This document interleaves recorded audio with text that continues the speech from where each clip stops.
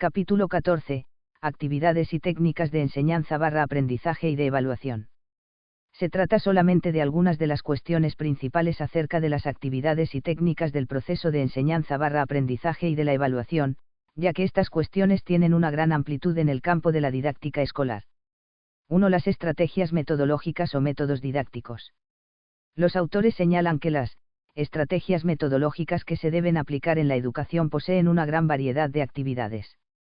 Cuando se habla de estrategias metodológicas o de métodos didácticos, se trata de una secuencia ordenadora de actividades y recursos que utiliza el docente en la práctica educativa. Estas estrategias tienen en cuenta el integrar otras dimensiones educativas de las personas: individualización, socialización, cooperación, descubrimiento, interiorización, personalización, mera actividad, recepción, memorización, etc. Una característica que deben poseer las estrategias metodológicas es la de ordenarse a su finalidad de modo flexible, es decir, interesa su capacidad de adaptación a cada circunstancia específica. Nunca es inmutable una estrategia, sino que cada docente la usa de una manera diferente, según la realidad en que se encuentra y la percepción que él tiene de la situación de enseñanza. En la enseñanza religiosa escolar hay una serie de factores que condicionan e inciden en la metodología, y que se debe tener en cuenta en el momento de analizar qué estrategias metodológicas son las más adecuadas. En concreto, el análisis de la estructura científica del contenido que se imparte, lógica interna, la madurez de los sujetos a los que se dirige el aprendizaje, los fines y los valores que se pretenden desarrollar en la enseñanza, los medios de que se disponen, el proyecto catequético en cuestión, las bases implícitas o pensamiento de los catequistas. Como se veía en el capítulo 10, al delimitar los conceptos de método, técnica y actividad de enseñanza/aprendizaje, el concepto de método educativo ha cambiado y no se ve ya como una realidad definida e inmóvil, ni se acepta un método ideal y único. En cada situación tiene que darse la posibilidad de estructurar la realidad educativa de una manera o de otra. La metodología puede variar según la materia, los alumnos, el profesor, los objetivos y el contexto. Lo que existe son variados elementos y orientaciones didácticas que conviene conocer para elegir los más adecuados. Los métodos didácticos o estrategias metodológicas o educativas se deben subordinar a las condiciones psicológicas de los que aprenden, naturaleza y psicología del educando, y tienen por objeto ayudarles a redescubrir por sí mismos los conocimientos, contenidos didácticos y estructura lógica, integrados en las necesarias propuestas educativas. En el caso de la formación religiosa, se ordenan a transmitir el mensaje de salvación revelado por Dios a los hombres y entregado a la Iglesia. Estos planteamientos llevan a la conclusión de que, en la práctica pedagógica, los métodos didácticos que propugnan las diversas corrientes, no se aplican en estado puro, ya que se trata de modelos ideales y teóricos, basados en corrientes filosóficas y psicopedagógicas que son útiles en la educación de la fe solo como puntos de referencia. La experiencia lleva a los profesores de religión a adecuar los modelos metodológicos a su propia realidad, extrayendo e innovando los aspectos técnicos de su aplicación.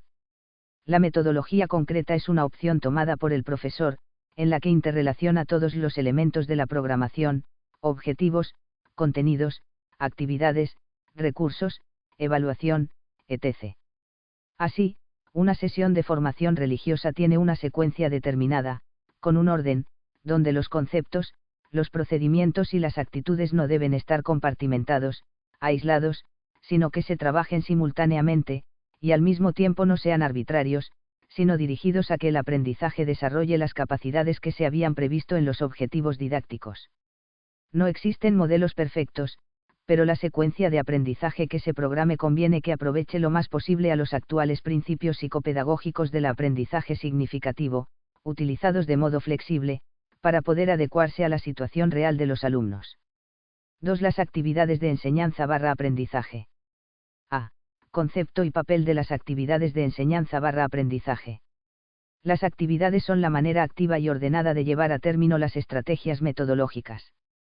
Unas estrategias determinadas: proyecto, solución de problemas, elaboración de fichas, investigación, centros de interés, clase magistral, etc., comportan siempre un conjunto de actividades secuenciadas y estructuradas.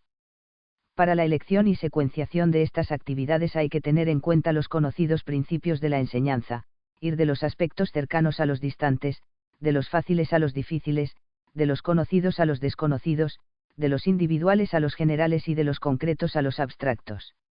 A esto se añadirán los principios que actualmente postula el aprendizaje significativo.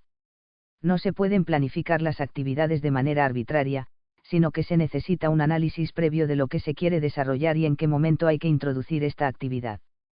Un procedimiento para ordenar el desarrollo puede ser la elaboración de mapas mixtos de conceptos y de actividades, así se podrá tener una visión total del proceso y ordenar y secuenciar con eficacia las actividades que deben realizarse. Las actividades deben seleccionarse siempre al servicio de la consecución de los objetivos didácticos y, a la postre, de las capacidades que se pretenden suscitar y desarrollar. Al mismo tiempo es conveniente pensar en actividades que estén en relación con otras áreas educativas, pues resulta fundamental atender al diálogo interdisciplinar. En algunos materiales didácticos aparecen actividades agrupadas en el llamado taller de investigación. Este término expresa bien el objetivo que se pretende. Aunque suelen ser actividades interesantes, puede haber dificultades para poder realizarlas dentro del aula en la enseñanza religiosa escolar, o pueden desequilibrar el ritmo del proceso docente. También suelen sugerir otras actividades que van en la línea de la educación de los valores y actitudes y de la práctica de los mismos. Estas actividades, que en la formación religiosa resultan imprescindibles, pueden sobrepasar los cauces y limitaciones en que se estructura el currículo de religión. Es el caso de los alumnos que, como expresión de un compromiso solidario con los más necesitados, deciden visitar a algunos enfermos, ancianos, etc. Ciertamente es una actividad beneficiosa y educativa para ellos, pero no entra de lleno en la estructura didáctica de una actividad docente reglada.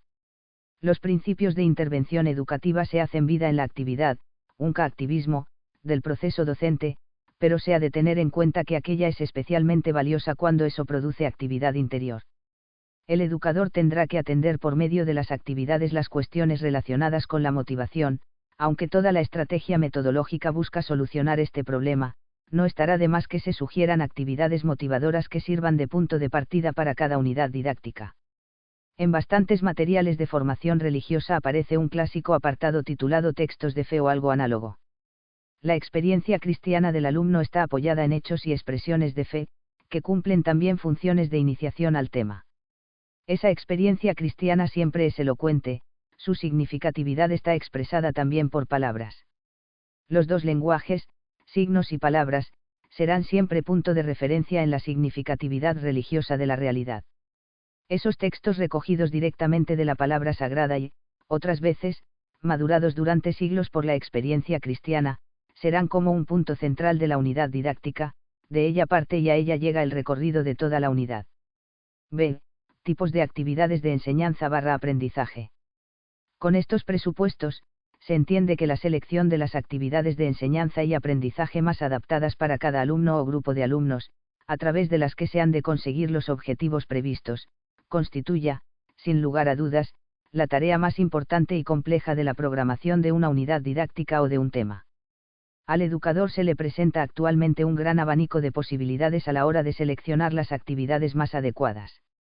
Para orientarle en esta tarea se ofrecen a continuación distintos tipos de actividades útiles para el desarrollo de una unidad didáctica completa, agrupándolas en cada caso con arreglo a un modelo de aprendizaje. 1. Actividades de iniciación.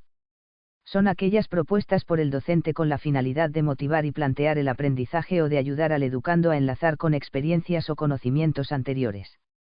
Ejemplos: discutir sobre un punto o un tema relacionado con la unidad, presentar libros, láminas o recortes de prensa, conversar sobre documentales, programas de televisión, visitas culturales, películas.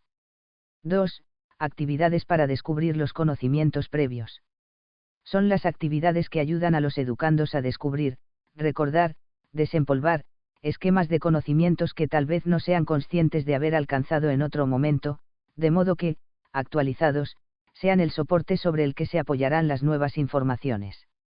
Ejemplos: cumplimentar tests, mapas conceptuales, analizar textos, buscar palabras en el diccionario, reconocer conceptos en escritos, definir términos. 3. Actividades de exploración. Incluyen el conjunto de actividades más características de los métodos activos. Su finalidad es hacer que los alumnos tengan oportunidad de obtener y elaborar la información a través del descubrimiento personal. Ejemplos: comparar textos, definir situaciones, estudiar mapas, clasificar, coleccionar, leer, entrevistar, preguntar, comparar, dibujar, formular hipótesis. 4. Actividades de integración. Son aquellas, de carácter individual o grupal, encaminadas a que los educandos organicen y relacionen los datos obtenidos.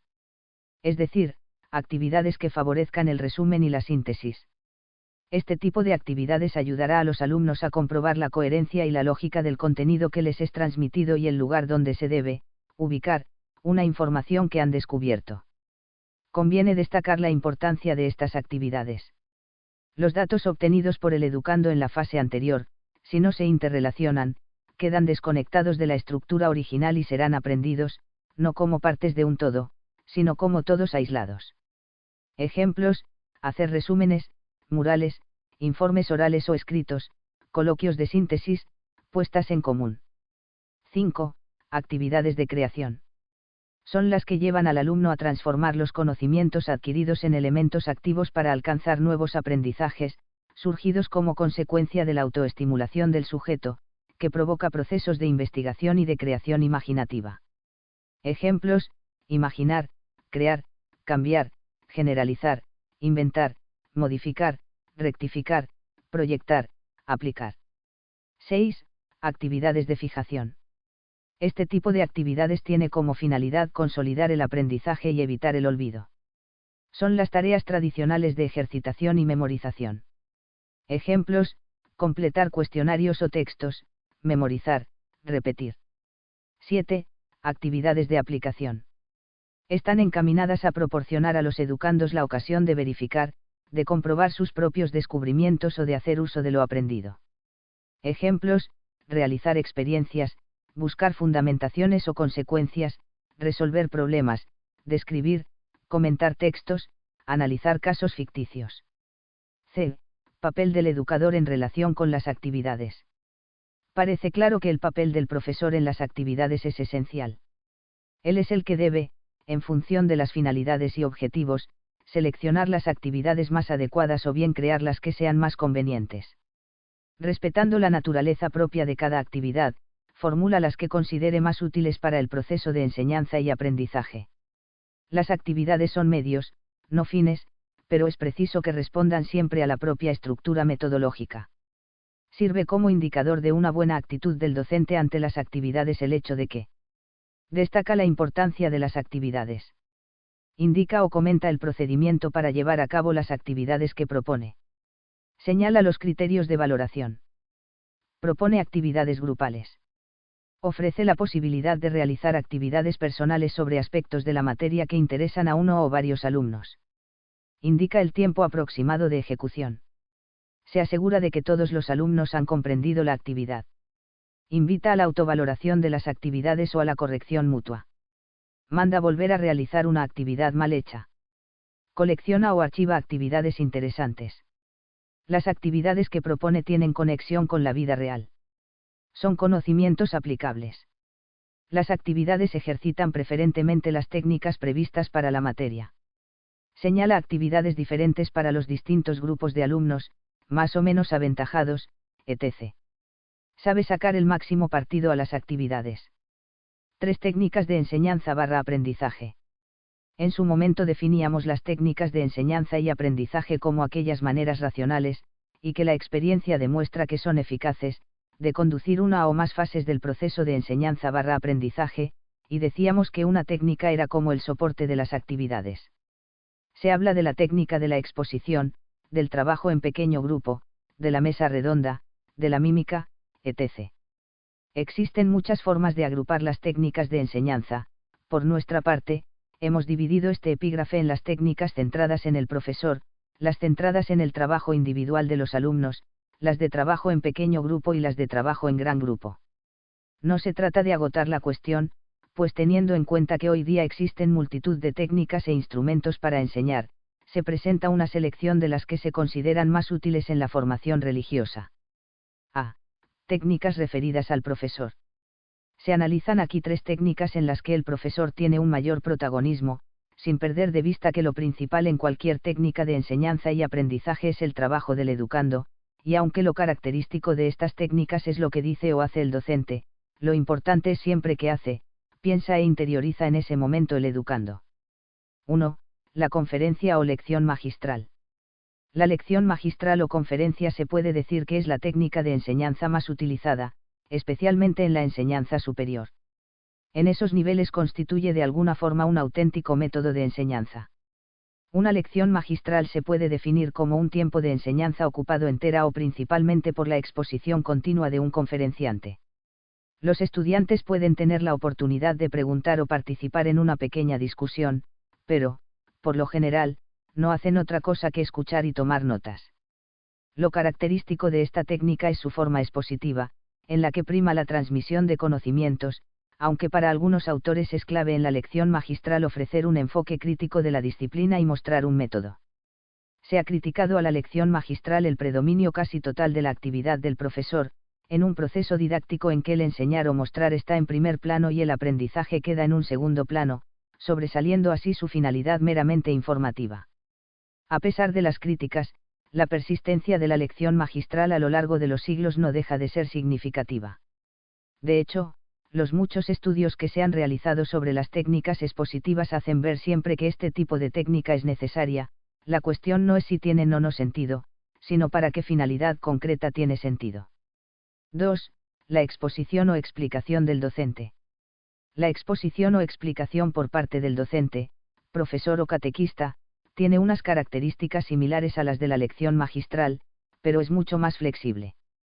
En la formación religiosa, la exposición es importante ya que resulta necesaria a la hora de introducir los temas, explicar los conceptos, sintetizar las aportaciones de los alumnos, etc. Por otro lado, la conocida frase de San Pablo Fides ex auditu 3, hace ver la importancia que la exposición de viva voz tiene en las diversas fases de la evangelización y, por tanto, en el proceso educativo. Tanto la lección magistral como la exposición del docente son técnicas que permiten tratar con profundidad una cuestión llegando al núcleo de la misma. En poco tiempo se consigue analizar sus principales aspectos y transmitir organizadamente sus contenidos. Es evidente que, sobre todo tratándose de niños, la exposición debe ser breve, con abundantes comparaciones, ejemplos, preguntas. 3. El uso de gráficos y del esquema.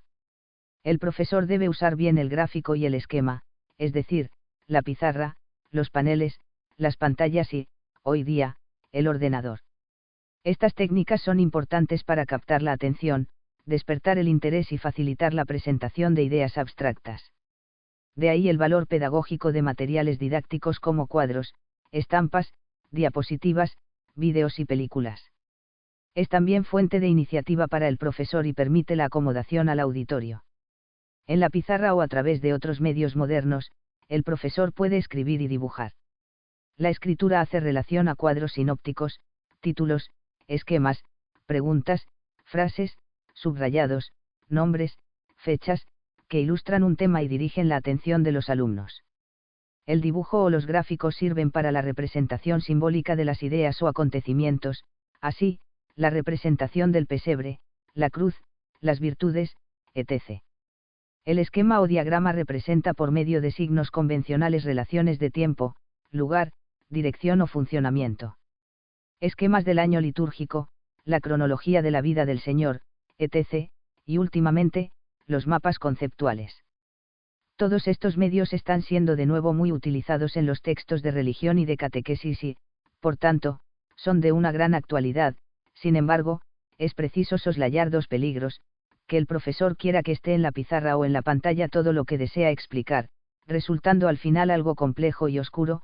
El gráfico y el esquema no pueden sustituir a la realidad, sino que son solamente una semejanza, y que por una explicación oral deficiente, el educando se quede solo con el gráfico, o con el ejemplo particular, y no logre trascender del instrumento a la realidad que representa. B. Técnicas centradas en el trabajo individual del alumno. 1.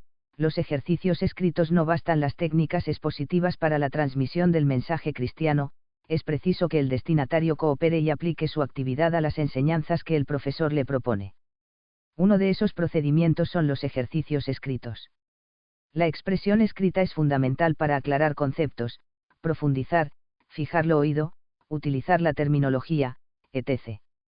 Lo que se escribe, queda. Hay muchos tipos de técnicas didácticas de escritura. Reproducción y copia de un tema, texto, exposición. Transformación, dar otra forma a una narración o a una exposición doctrinal, poner, por ejemplo, en forma interrogativa lo que está de manera expositiva, o esquematizar un contenido. Resumen o concentración, combinar o resumir varios textos en uno. Análisis o reducción, buscar ideas principales y resumirlas. Invención o composición, cuando libremente se escribe sobre un tema, se analiza un texto, una imagen. Es preciso tener presentes algunas condiciones para el uso correcto de estas técnicas, que estén relacionadas con la materia que se explica, que sean variadas, graduadas y acomodadas a la edad, que no sean una mera repetición o copia de lo enseñado, sin interés para el educando, que resulten educativas, que vayan al corazón, a la voluntad, y no se queden solo en la memoria o en el simple ejercicio de escribir, que estén bien preparadas, correctamente formuladas, claras, precisas, con indicaciones concretas. Y, finalmente, hay que señalar la importancia de corregirlas, y de hacerlo pronto, pues gran parte de su eficacia se pierde si el educando no sabe dónde ha fallado o no recibe un juicio crítico de su trabajo. 2. Las técnicas activas. Además de los ejercicios escritos, hay otras técnicas y procedimientos útiles que buscan la colaboración del educando para lograr una mejor comprensión, o una retención más duradera de lo aprendido. Se puede decir que estas actividades completan y perfeccionan la enseñanza verbal, pero se han de programar de modo que ejerciten y pongan en acción el entendimiento y la voluntad, ya que poco valen las actividades en la formación religiosa sin el ejercicio del espíritu. Estas técnicas son verdaderamente eficaces en la formación religiosa, cuando favorecen estas tres dimensiones de la educación. 1. Aprender trabajando. El educando descubre la información por su propio esfuerzo o llega a las verdades a través de su propio trabajo, bien conducido por el profesor. 2. Manifestad las verdades por medio de ejercicios escritos, dibujos, trabajos manuales, representaciones, juegos, etc. 3. Ejercitarse prácticamente en las virtudes. Los procedimientos activos son muy variados y el profesor debe aprovecharlos con originalidad y oportunidad, procurando referirlos a cuestiones que resulten cercanas a los alumnos, como por ejemplo la intuición inmediata de los objetos litúrgicos, obras de arte con motivo religioso, etc., la forma intuitiva y expresiva de narrar los hechos, de forma que los alumnos se identifiquen con los personajes, se pongan en su situación, sientan con ellos, la valoración de problemas o casos, tomados de la vida real, principalmente los hechos edificantes, la resolución de algunas dificultades concretas y corrientes, la práctica consciente de pequeños actos de virtud, humildad, obediencia, obras de misericordia, en la misma clase. Algunas de las técnicas más específicas de esta metodología, que suelen ser especialmente adecuadas en las edades infantiles son los trabajos manuales y proyectos que realizan los alumnos, confección de murales, nacimientos, cuadernos colectivos, mapas, imágenes, dibujos, etc. La mímica, personificación, coros hablados, representaciones y juegos. Los ejercicios prácticos para adquirir conocimientos o ejercitar la virtud, ayudar en la misa, visitar a pobres y enfermos, colectas para las misiones, etc. C. El trabajo en pequeño grupo. Esta técnica es muy utilizada hoy día en los procesos de enseñanza/aprendizaje, y además, muchas de las técnicas de trabajo en gran grupo necesitan del trabajo en pequeño grupo como elemento integrante fundamental. Ya se ha estudiado en el capítulo 10 la importancia que tiene el grupo en la formación religiosa, además de ser un elemento de aprendizaje, el grupo cristiano está llamado a ser una experiencia de comunidad y una forma de participación en la vida eclesial. 1. Descripción y objetivos del trabajo en pequeño grupo. El trabajo en pequeño grupo es una técnica de participación que fomenta en los alumnos un conjunto de actitudes y destrezas que le llevan a colaborar con los demás en la elaboración de la tarea encomendada. Se logra por este medio que los alumnos tomen conciencia de sus limitaciones, aprendan a enriquecerse con las aportaciones de sus compañeros y, al mismo tiempo, se esfuercen por hacer partícipes a los demás de todo lo que ellos saben y viven. El educando toma parte activa en su aprendizaje, participando en el pequeño grupo se constituye como verdadero protagonista de su formación religiosa y de alguna manera se ve vinculado al quehacer docente del profesor asumiendo la responsabilidad de su propio aprendizaje. A través del trabajo en pequeño grupo se pueden obtener diversos objetivos, tanto en relación con la tarea concreta encomendada, como respecto a sus relaciones con los demás componentes del grupo. Algunos de los objetivos más interesantes son: lograr una participación más activa de los alumnos en la clase y en la organización de las actividades. Favorecer que cada educando haga suya la responsabilidad sobre el resultado final de la tarea del grupo. Conseguir que los alumnos manifiesten sus opiniones con claridad y concisión ante sus compañeros. Hacer que el trabajo de cada uno sea útil a los demás. Fomentar un mayor enriquecimiento personal derivado del intercambio de las experiencias. Lograr que los alumnos respeten las opiniones de los demás escuchándoles con interés y atención. 2. Organización y funcionamiento del trabajo en pequeño grupo. Conviene destacar 3 aspectos en este punto: cómo se forman los pequeños grupos, su forma de funcionar, la relación entre el trabajo individual, el gran grupo, la clase, y los pequeños grupos. En relación con la formación de los pequeños grupos hay diversos modos de hacerlo. El educador forma directamente los grupos según un criterio determinado, o bien designa a los responsables de cada grupo y estos eligen a los miembros de su grupo, o resultan por simple espontaneidad de los alumnos. El número ideal para un grupo pequeño puede oscilar desde un mínimo de 3 hasta un máximo de 8 miembros. Tanto la manera de formar los grupos como su número dependerá del tipo de trabajo asignado y de los objetivos que con ese trabajo se quieran conseguir. Por ejemplo, en trabajos prácticos, es bueno que los grupos sean homogéneos y muy pequeños, 3 a 5, si se trata, en cambio, de formular preguntas o de hacer una reflexión, no importa que sean heterogéneos y más numerosos, 6 a 8. En relación con el funcionamiento del pequeño grupo es conveniente organizar su estructura interior, dependiendo sobre todo de los distintos papeles que asume cada participante. El responsable, moderador o secretario del grupo es el verdadero eje alrededor del cual se constituyen los demás papeles. Su eficacia será decisiva. El docente procurará que los alumnos responsables de cada grupo estén claramente informados de la tarea a realizar, para lo cual prestará una atención relevante a estos alumnos. Esta atención especial tendrá efectos multiplicadores en el rendimiento del resto de los participantes. La técnica del trabajo en grupo pequeño no puede concebirse ni realizarse en el vacío, sino que adquiere pleno sentido cuando su utilización está íntimamente relacionada con el trabajo individual de los integrantes y con el gran grupo que forma el conjunto de la clase. Esta relación se logra, sobre todo, ensamblando los distintos tipos de actividades en una secuencia de trabajo. Las diversas modalidades o combinaciones pueden ser: trabajo individual, trabajo en pequeño grupo, gran grupo. Gran grupo, trabajo en pequeño grupo, gran grupo. Trabajo en pequeño grupo, trabajo individual, gran grupo. 3. Criterios para valorar el trabajo en pequeño grupo. Los criterios a tener en cuenta al plantearse este tipo de tarea dependen de la materia que se enseña, los contenidos, de la centralidad de los alumnos, del tiempo disponible y de la propia dinámica de los grupos. El criterio de valoración por parte de la materia implica la necesidad de evitar que la tarea concreta que hacen los alumnos les lleve a pensar que el contenido doctrinal puede ser sometido a discusión o que están creando lo que han de creer y obrar. Si esto ocurriera, se estaría supeditando el contenido al método. El profesor, al decidirse por este tipo de técnica, debe comprobar si realmente ayudará a los alumnos en su formación religiosa, y para ello conviene que piense muy bien el contenido de la tarea a realizar y trate de evitar las consecuencias negativas. El criterio referente a los alumnos consiste en valorar que los verdaderos protagonistas de esta técnica de trabajo son los alumnos, no el grupo en cuanto tal. Por ello, conviene conocer no solo el grupo, sino a cada educando en concreto, con la finalidad de ponerle en la situación precisa de aprendizaje. El trabajo en grupo pequeño supone para el profesor un entrenamiento progresivo, y la eficacia se irá alcanzando con la práctica y el ejercicio. Nótese que esta técnica no solo sirve para alcanzar un determinado objetivo dentro del área de la formación religiosa, sino también para descubrir la dimensión social del trabajo y predisponer a una labor de cooperación con los demás que servirá para toda la vida. De ahí que la tarea encomendada a los niños será distinta de la que se encargue a los adolescentes y jóvenes.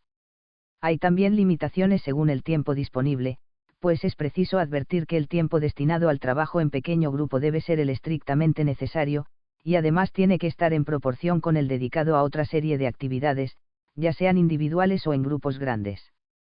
Por esta razón el docente procurará que la tarea sea muy clara y concreta, de tal manera que los miembros del grupo no pierdan el tiempo ni al comienzo ni a lo largo del trabajo. Finalmente, se debe hablar del rendimiento en la dinámica de los grupos, pues corresponde al docente valorar con realismo el rendimiento del tiempo dedicado. El uso de esta técnica exige una seria evaluación del profesor para comprobar si realmente está logrando con ella los objetivos previstos, tanto respecto al grupo como a cada educando. Atendiendo al rendimiento de los grupos, el profesor arbitrará los medios oportunos para que el responsable del grupo tenga el suficiente adiestramiento, de modo que canalice las diversas participaciones de los miembros para realizar la tarea encomendada lo mejor posible y con la participación de todos. Y deberá estar pendiente del trabajo de cada grupo para ayudar a superar las dificultades que puedan paralizar o desviar el trabajo del grupo, pero con habilidad para no influir o condicionar el proceso espontáneo de la tarea. D. Técnicas de trabajo en gran grupo. Se señalan a continuación algunas técnicas de trabajo en gran grupo, que habitualmente siguen una secuencia metodológica en la que se combina el trabajo personal, en grupos pequeños y una reunión general de todo el grupo o clase. Todas estas técnicas deben apoyarse en el trabajo individual y personal del educando, que debe leer, estudiar, escuchar, reflexionar, intervenir. Por eso, en la mayoría de los casos, conviene que haya trabajo individual previo al trabajo en grupo. Se puede decir que sin este trabajo individual o personal, estas técnicas pierden gran parte de su eficacia. Igualmente ha de tenerse en cuenta que las técnicas son medios, no el fin de la formación religiosa, debiendo usarse siempre en función de los objetivos prefijados. Estas técnicas son muy variadas, pero se pueden agrupar según algunas características comunes y señalar en cada caso su interés particular. En algunas de ellas lo característico es que todos los participantes observan o estudian previamente lo que será el centro de la actividad grupal. 1. Análisis de un documento de trabajo. 2. Análisis de casos. 3. Dramatización. En otras técnicas de gran grupo lo característico es la presencia de uno o varios expertos que transmiten y valoran los problemas y posibles soluciones. 4. Entrevista. Diálogo. 5. Mesa redonda. 6. Examen por una comisión. Tienen un gran interés dos técnicas que pueden cumplir una función de apoyo a los trabajos en pequeño grupo o para el desarrollo de sesiones en gran grupo. 7. Simposio. 8. Philip 6-6. 1. Análisis de un documento de trabajo. Se parte de un documento de trabajo que expone de modo sintético y breve el tema del que se trate. También puede ser un capítulo de un libro o unas notas a modo de apuntes. Después de haber estudiado el documento de modo personal, si el contenido lo permite o requiere, se hace un trabajo en pequeño grupo. Luego, en la sesión general, según los objetivos previstos, se analiza el contenido, procurando que los participantes profundicen en algunos puntos, buscando la relación del tema con las experiencias personales de los integrantes, aclarando dudas o exponiendo las conclusiones del trabajo. El que dirige la sesión deberá hacer una síntesis final, tomando ocasión de las intervenciones más significativas. Esta técnica permite profundizar sobre diversos aspectos de un tema, relacionar las ideas con los hechos que las encarnan, asegurar una información necesaria en temas poco conocidos por el auditorio, enseñar a sintetizar conocimientos, etc. 2. Análisis de casos. El tema de estudio se presenta en relación con un caso, que es un problema real o ficticio que se expone o se describe con brevedad. Los participantes han de tener la madurez suficiente, ya sea por experiencia o por estar entrenados en esta técnica, y el moderador debe dominarla muy bien para conseguir que la sesión general se desarrolle con fluidez, sin estancamiento, y para ayudar a separar los hechos de su carga interpretativa. La finalidad del análisis de casos es lograr una buena participación, pues permite gran libertad en las aportaciones personales. Mejora también la capacidad de análisis y síntesis, el descubrimiento de los problemas y las vías de solución, y agiliza la capacidad de decisión y puesta en práctica de lo analizado. 3. Dramatización. Consiste en la representación teatral de un problema o situación, en que cada uno de los actores interpreta el papel que previamente se le ha asignado. La dramatización presenta los problemas de modo más vivo y cercano que el caso, facilitando las sugerencias y soluciones en situaciones similares a las de la vida real. Los papeles han de ser muy sencillos y dar pie a la improvisación en la representación. Sin embargo, la preparación de la dramatización ha de cuidarse especialmente. Inmediatamente después de la representación se inicia el análisis de la situación en cuestión. La dramatización puede usarse para despertar el interés por un tema, descubrir problemas, etc. Es una técnica especialmente indicada para fomentar la comprensión en profundidad de cuestiones que se refieren a las relaciones humanas en un problema. 4. Entrevista. Diálogo. La entrevista consiste en interrogar a un especialista sobre un tema dado.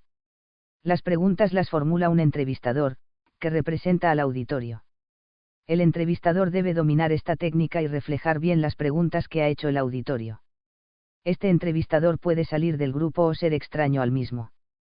Es un modo de obtener información. Se ahorra tiempo, pues basta un miembro del grupo para organizar la sesión y se desarrolla una línea de pensamiento de manera coherente. La técnica del diálogo es semejante, pues se trata de una conversación llevada a cabo ante el grupo grande por dos especialistas que sean expresivos y sepan mantener la conversación sobre un tema determinado. No se pretende tanto informar cuanto atraer la atención sobre un problema y despertar el interés de los participantes. 5.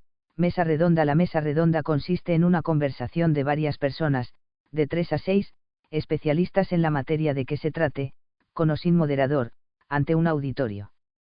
Es importante que el auditorio sepa con antelación el tema y los puntos que se van a discutir, de modo que esté interesado por el asunto. Con esta técnica se consigue una identificación bastante profunda de los problemas principales que entraña el tema, mediante la comprensión de sus variados aspectos. Semejante a esta técnica es la mesa redonda con interrogador. Es una conversación en la que el interrogador cuida de que las preguntas y las respuestas sean lo más precisas posibles. Se trata de hacer llegar a los especialistas los problemas planteados por los participantes, o se solicita de ellos una información que interesa al auditorio. Se puede utilizar con alumnos, que actúan de expertos, preparan el tema distribuyendo entre ellos los diversos aspectos, mientras el profesor actúa de interrogador o moderador, completando lo que sea preciso. 6. Examen por una comisión. Varias personas interrogan a uno o varios expertos, para obtener de ellos la información que interesa a los componentes del gran grupo. Requiere preparación y agilidad en los expertos y en los interrogadores. Es preciso que las preguntas hayan salido del auditorio o del público. El experto o expertos y la comisión deben reunirse previamente para decidir la forma de desarrollar la sesión. Con esta técnica, las intervenciones de los expertos responden a los intereses de los participantes más directamente que en la conferencia. También se logra con esta técnica preguntar de una manera lógica y ordenada, consiguiendo así una mejor información. 7. Simposio. Cuando varios grupos han hecho un mismo trabajo, puede interesar que el grupo grande conozca los resultados de las tareas realizadas por todos los grupos. El simposio consiste precisamente en la intervención sucesiva de los representantes de los grupos, que exponen ante un auditorio las conclusiones de los trabajos que previamente han realizado en torno a los mismos o diferentes facetas de un problema o tema de estudio. Estas personas han de intervenir por separado, con cierto orden y procurando no alargarse excesivamente. Con la aportación de cada grupo y la síntesis del moderador se logra un buen conocimiento del estado de la cuestión. Esta técnica ayuda además a que los participantes de los grupos valoren el trabajo realizado por ellos mismos. 8. Philip 6 a 6. En ocasiones es preciso preparar cuestiones antes de una reunión de gran grupo, formular preguntas después de una conferencia, aportar datos, sugerir soluciones, etc. Este sistema permite resolverlo con gran agilidad. Debe su nombre al profesor J.D. Phillips, que promovió y empleó esta modalidad de la técnica de discusión. El sistema consiste en que se reúnen 6 personas durante 6 minutos, agrupándose sin distinción los que estén más próximos en el grupo numeroso. Pasado ese tiempo, realizan de nuevo su integración en el grupo grande, y, desde su sitio, el portavoz de cada grupo o cada uno de los participantes comunica los resultados, formula preguntas, etc. El profesor debe definir con anterioridad la tarea para la que se reúnen los grupos, que puede ser idéntica para todos o diferente para cada uno de ellos.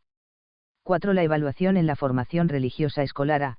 Peculiaridad de la evaluación en la formación religiosa escolar. Lo religioso toca el estrato más profundo e íntimo del hombre, el componente más radical del ser humano, la libertad. Esto hace que la evaluación de la formación religiosa en el ámbito escolar tenga unas características propias, que no se dan en otras asignaturas.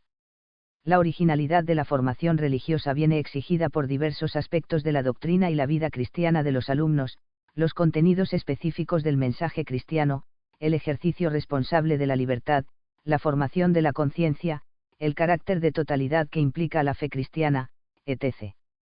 Además, una característica central de toda la formación religiosa es el papel que la gracia de Dios desempeña en ella. El docente podrá despertar el interés, transmitir conocimientos, ayudar a adquirir unos hábitos, influir en las actitudes, etc., pero teniendo claro que, como decía el anterior directorio, la adhesión de los catequizandos, fruto de la gracia y de la libertad, no depende en última instancia del catequista, y por consiguiente, es necesario que la oración acompañe la acción catequética. 4. Sin embargo, la evaluación de la educación de la fe, rectamente entendida, no dificulta el desarrollo y el crecimiento de la fe del catequizando, al contrario, le ayuda en ese proceso. Por medio de la evaluación se van conociendo los pasos del educando en su caminar hacia Dios, en su respuesta a la gracia, en su formación continua. Sin la información que da una adecuada evaluación, se irían dando palos de ciego y se ignorarían los efectos de la acción educativa. El fin de la evaluación es verificar la consecución de los objetivos propuestos, que han sido normalmente formulados en el campo cognoscitivo, procedimental y actitudinal. B. Evaluación de los objetivos cognoscitivos. Una de las finalidades de la formación religiosa es la transmisión del mensaje cristiano, pues una de las tareas fundamentales de la formación religiosa es propiciar el conocimiento de la fe. Los contenidos de la fe cristiana tienen una estructura razonable, con unas verdades determinadas que el cristiano debe conocer y asimilar. Parece necesario alcanzar a unos conocimientos mínimos, y a algo más, según la edad de los alumnos. Además hay que evaluar la madurez y estructuración intelectual de esos conocimientos, que se muestran por la capacidad de reflexión sobre situaciones determinadas, consultar determinados documentos, enjuiciar acontecimientos concretos a la luz de las fuentes de la fe, opinar sobre actitudes éticas fundamentales, etc. El profesor de religión procurará conocer cuál es la situación real de sus alumnos y el nivel de conocimientos que tienen. Además, tiene necesidad de comprobar si estos conocimientos van creciendo tanto en amplitud como en profundidad y asimilación. Todo ello exige una atinada evaluación. C. Evaluación de los objetivos de actitudes. No basta en la formación religiosa evaluar sobre la consecución de unos objetivos cognoscitivos, es preciso valorar si efectivamente en esta tarea se consiguen los objetivos formativos de la educación de la fe, que nunca se pueden quedar en un puro conocer. Esta exigencia, si es difícil en otras áreas, la valoración de las actitudes entraña siempre serias dificultades, es todavía más difícil en el tema que nos ocupa. Intentar con empeño encontrar modos y medios para conseguir una valoración del progreso de los alumnos, deberá conjugarse siempre con un respeto extremo a su conciencia y al hecho de que la gracia de Dios escapa a toda evaluación. Llegar a las actitudes profundas y a la postura personal ante la fe escapa efectivamente a toda valoración humana, y, por tanto, desborda el ámbito de la evaluación. Sin embargo, el profesor de religión debe prestar una atención especial al proceso de desarrollo de las creencias y actitudes, porque dicen relación muy directa a la maduración de la dimensión religiosa. Esta atención exige del educador un conocimiento del crecimiento interior de la persona, a través del contacto personal, y de la amistad y confianza que se establece entre él y el discípulo. No se trata de enjuiciar al educando, sino de buscar los medios para conseguir que con la acción de la gracia de Dios y el recto ejercicio de su libertad alcance los mejores resultados. El profesor, en este caso, debe entrar en el interior, si se permite la expresión, de puntillas, para conocerle y, desde dentro, ayudarle. Hay otras facetas externas que también se relacionan con el campo de las actitudes, el comportamiento externo en las clases de religión, las relaciones con los demás, la actitud ante los problemas sociales, la participación litúrgica, el interés por las actividades que se organizan en y desde la actividad docente, etc. Estas facetas sí que deben ser conocidas y valoradas académicamente. El profesor de religión, al constatar el desarrollo de las actitudes, pondrá los incentivos y correctivos necesarios para que vayan enraizando en los alumnos actitudes profundas que configuren su vida de verdaderos cristianos. D. Evaluación de los objetivos de hábitos de vida cristiana.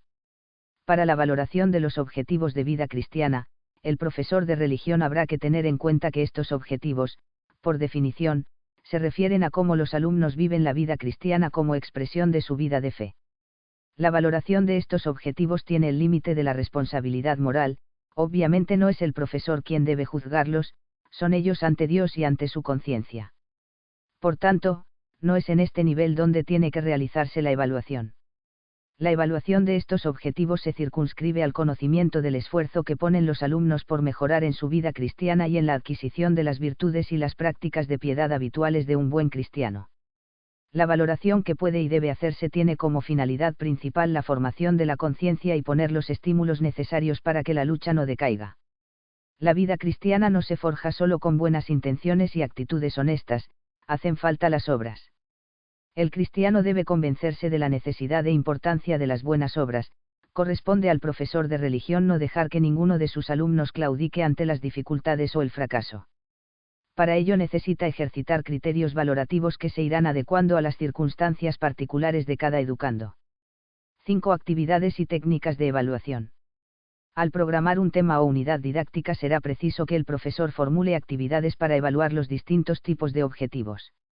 Entre las técnicas más habituales para evaluar los objetivos de conocimiento podemos señalar la prueba oral, la prueba escrita, la presentación y análisis de casos, los trabajos realizados y otros procedimientos. En primer lugar está la prueba oral que permite al docente averiguar la seguridad y el dominio que tiene el alumno sobre los temas, el uso del lenguaje técnico, la capacidad de raciocinio ante los problemas planteados, etc. Para que la prueba sea objetiva es conveniente crear un clima favorable donde se pueda mantener un diálogo vivo, animado e inteligente, y alternar las preguntas de memoria con las de razonamiento, con un mayor predominio de estas.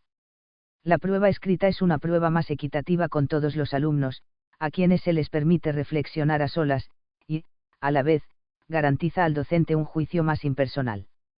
Es conveniente graduar muy bien la extensión de las cuestiones, crear un clima de silencio e independencia, dar al comienzo las explicaciones necesarias. Se aconseja anotar las equivocaciones más frecuentes para aclarar su sentido en una sesión de trabajo posterior, incluso devolverle a cada uno la prueba que realizó, una vez se haya corregido. La presentación y análisis de casos consiste en presentar al alumno casos reales para su análisis aplicando los principios doctrinales en las diversas soluciones. Facilita al profesor la verificación de la capacidad del alumno en la aplicación práctica de la enseñanza expuesta y tiene especial importancia para los temas de moral. Los destinatarios más idóneos son los adolescentes y los jóvenes. Los trabajos realizados, que habitualmente se hacen en el propio cuaderno, deben ser examinados periódicamente por el profesor para introducir las correcciones oportunas y valorar el nivel de asimilación que se observa en el alumno.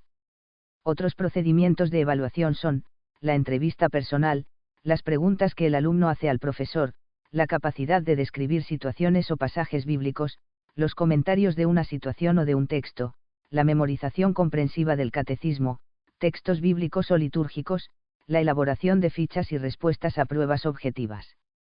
Para la evaluación de objetivos de procedimientos pueden servir muchas de las técnicas descritas para los objetivos de conocimientos.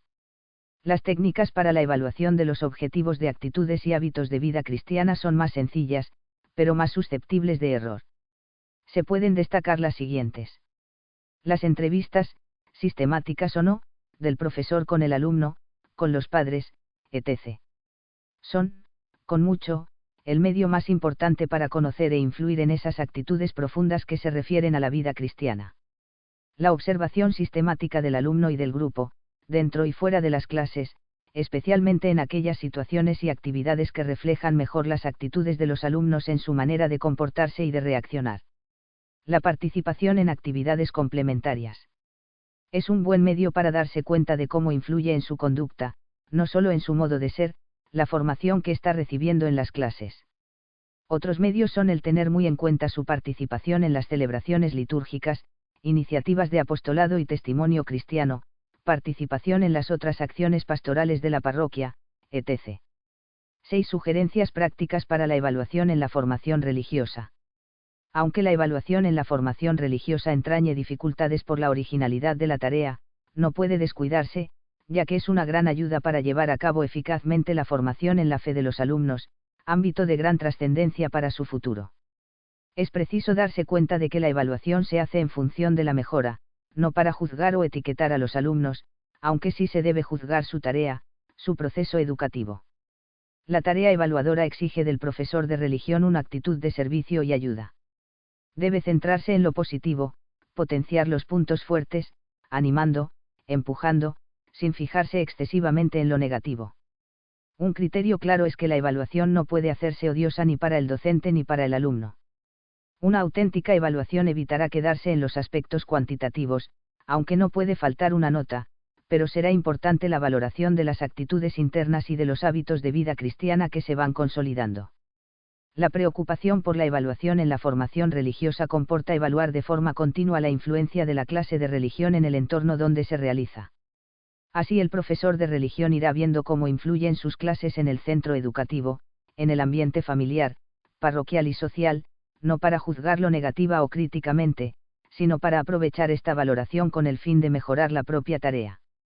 Para esta evaluación continuada de los alumnos es preciso el interés del profesor por la recogida habitual de datos en todos los momentos en que tiene contacto con sus alumnos, sean de conocimientos, de actitudes o de comportamiento.